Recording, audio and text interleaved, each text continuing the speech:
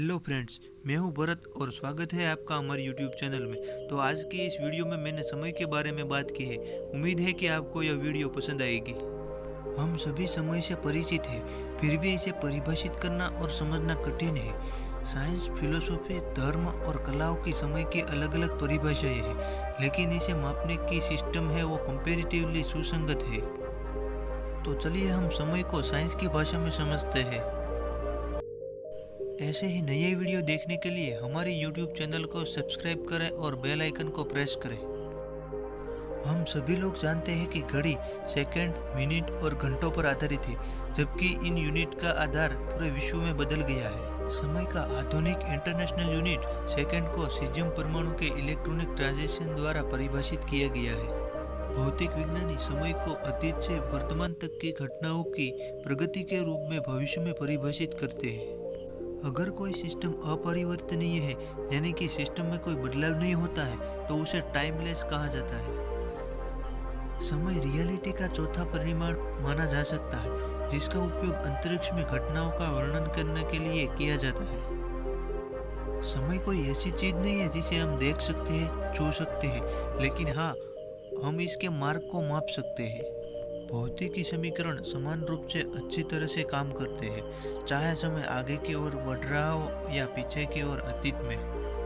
हालांकि प्राकृतिक दुनिया में समय की एक दिशा होती है, जिसे हम एरो ऑफ टाइम कहते हैं। समय अपरिवर्तनीय क्यों है, इसका प्रश्न विज्ञान में सबसे बड़े अनसुलझे प्रश्नों में से एक है। तो इस प्रश्न के बारे में आपका क्या ख्याल है, वो हमें आप कमेंट करके बता सकते हैं। एक और व्याख्या है कि प्राकृतिक दुनिया ऊष्मागतिकी के नियमों का पालन करती है। ऊष्मागतिकी का दूसरा नियम कहता है कि एक बंद प्रणाली के भीतर सिस्टम की एंट्रोपी स्थिर रहती है या तो बढ़ जाती है। आमतौर पर एंट्रोपी ऊर्जा की मात्रा का एक माप है, जो बंद प्रणाली में काम करने के लिए उपलब्ध नहीं है। यदि पूरे ब्रह्मांड को एक बंद सिस्टम माना जाता है, तो इसकी एंट्रोपी कभी कम नहीं हो सकती।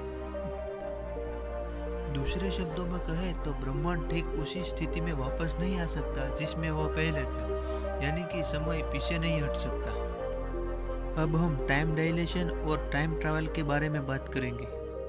क्लासिकल मैकेनिक्स के अनुसार समय हर जगह समान होता है, लेकिन आइंस्टाइन की special and general relativity theory के अनुसार समय सापेक्ष है। यह ऑब्जर्वर की संदर्भ फ्रेम पर निर्भर करता है। तो चलिए हम इसे उदाहरण के जरिए समझते हैं। मान लीजिए कि आप एक कार में 100 किलोमीटर प्रति घंटे की रफ्तार से ट्रैवल कर रहे हैं, तो कार में बैठे दूसरे व्यक्ति के सापेक्ष आपकी गति 0 होगी। लेकिन कार के बाहर खड़ी लड़की के सापेक्ष आपकी गति 100 किलोमीटर प्रति घंटे की रफ्तार से होगी।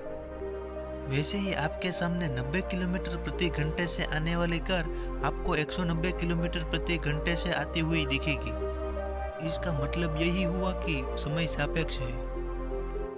मान लीजिए कि अंतरिक्ष में कोई यान प्रकाश की गति यानी कि 3 लाख किलोमीटर प्रति सेकंड से जा रहा है, तो यान में बैठे सभी लोगों का समय धीरे चलने लगता है।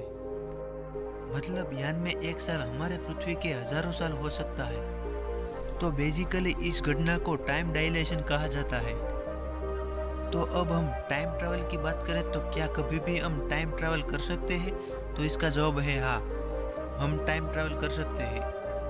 साइंटिस्ट एल्बर्ट आइंस्टाइन की थियोरी ऑफ रिलेटिविटी के अनुसार हम समय यात्रा कर सकते हैं। समय यात्रा का मतलब है समय के अलग अलग बिंदुओं पर आगे या पीछे जाना। ठीक उसी तरह जैसे आप अंतरिक्ष में अलग अलग बिंदुओं के बीच आगे बढ़ सकते हैं। समय में आगे बढ़ना प्रकृति में होता है।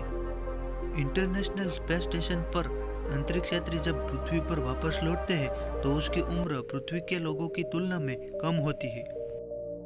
हालांकि समय में वापस यात्रा करने का विचार समस्याएं पैदा कर सकता है।